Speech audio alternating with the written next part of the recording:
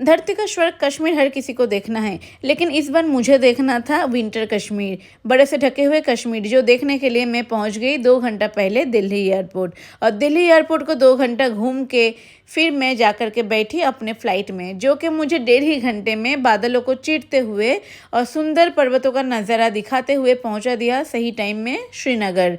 और श्रीनगर में आकर के सबसे पहले मुझे देखना था फ्रोज़न डल लेक। डल लेक फ्रोज़न तो था नहीं, फिर भी डल लेक की खूबसूरती कोई एंगल से कम नहीं था। और यहाँ पर आकर के फिर मैंने क्या किया, ये बताने के लिए मिलते हैं नेक्स्ट वीडियो में।